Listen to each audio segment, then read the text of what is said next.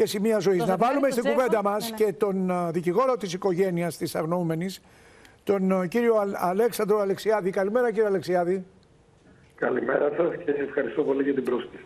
Ακόμα και τα συγγενικά πρόσωπα λένε, ωραία παιδί μου, εντάξει, μπορεί να γίνει ένα τροχαίο δυστύχημα. Μπορεί η γιαγιά να κινήθηκε με έναν τρόπο να ήταν στη μέση του δρόμου και το αυτοκίνητο να πέρασε και χτύπησε. Εκείνο που τους ενοχλεί είναι η εξαφάνιση της ορού. Γιατί όλοι θεωρούν δεδομένο ότι η γιαγιά έχει φύγει από τη ζωή. Άλλωστε βρέθηκαν και οι κοιλίδες του αίματος που δυστυχώς λόγω της βροχής δεν αποτέλεσαν στοιχείο διερεύνησης. Είσαστε πεισμένος με τα στοιχεία που διαθέτετε ότι ο ιερέας και το ζευγάρι αυτό των Τσέχων ευθύνονται για τη γιαγιά? Καταρχάς να θέσουμε το θέμα του αίματος. Δυστυχώς αρχικά η αστυνομία δεν έπραξε όπως έπρεπε. Δηλαδή όταν βρέθηκε το αίμα, όπως πολύ εύστοχα είπατε, δεν πήρανε δείγμα γιατί θεωρήθηκε ότι είναι ζώο.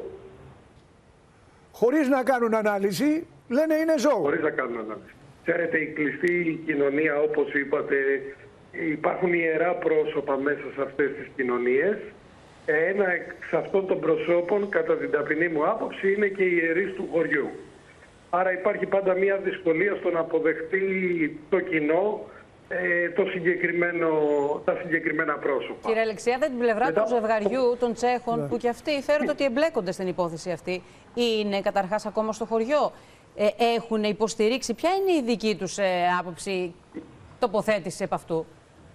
Θα σας το εξηγήσω. Επειδή αυτό είναι δικογραφικό υλικό, εγώ θα σας το πω λίγο με τον τρόπο που επιτρέπετε να σας το εξηγεί, να σας το ερμηνεύσω, όχι ακριβώς με τη δικογραφική πραγματικότητα.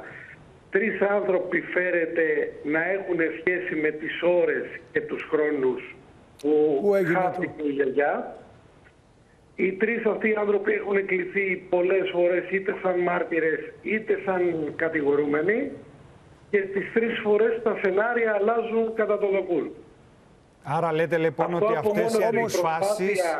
αυτές οι αντιφάσεις που πέφτουν, ενδεχομένως λέτε εσείς ότι λειτουργούν και επιβαρυντικά. Γι' αυτό ακριβώς το λόγο έχει ασκηθεί και η δίωξη από τον εισαγγελέα. Προσέξτε, δεν είναι μόνο αυτές, γιατί αν θα ήταν αυτές και μιλάγαμε για ένα ατύχημα όπως λέει και η οικογένεια, που απλά μετά για κάποιο λόγο εξαφανίστηκε η σωρός, θα μιλάγαμε για την ανθρωποφόρο έκθεση. Ναι. Δηλαδή είναι άλλο αδίκημα με άλλη ποινική μεταχείριση. Το ότι έχει αναβαθμιστεί και έχει πάει σε ανθρωποκτονία με ενδεχόμενο δόλο κατά συναυτουργία, σημαίνει ότι υπάρχουν...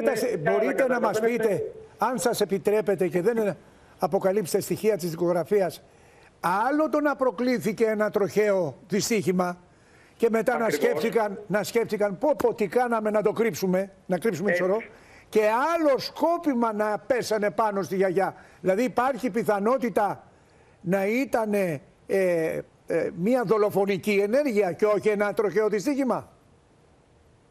Εκεί δεν θα μπορούσα να πω ότι είναι έτσι, αλλά θα σας το πω λίγο διαφορετικά. Εάν το ατύχημα είχε θάνατο, θα ήταν θανατηφόρος έκθεση.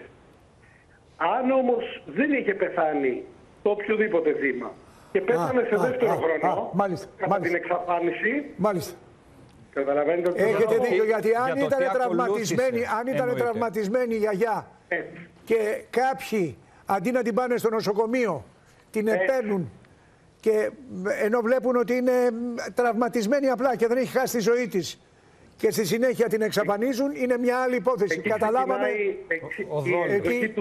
Ο δόλος. Ναι. Σας ευχαριστούμε πολύ. Σπύρο, συνεχίζει το ρεπορτάζ και έχω την εντύπωση ότι θα έχεις περισσότερα στο βράδυ στο Δελτίο Ειδήσεων. Σας ευχαριστούμε πολύ. Καλημέρα. Εδώ κατάλαβες τώρα τι βγαίνει η διαφορά. Ναι. Γιατί σου λέει ότι αν απλά τραυματίστηκε, είναι άλλη κατηγορία. Είναι άλλη κατηγορία. Αλλάζει. Είναι άλλη κατηγορία. Είναι η κατηγορία της παράσυρσης εδώ, βάσει νόμου, αλλά σου λέει ότι εάν παρασύρθηκε ηλικιωμένη και αν μετά τραυματίστηκε απλά και εσύ εξαφάνισες τη γιαγιά ενώ ήταν ακόμα εν ζωή, εκεί αναβαθμίζεται η κατηγορία και γίνεται ανθρωποκτονία πια.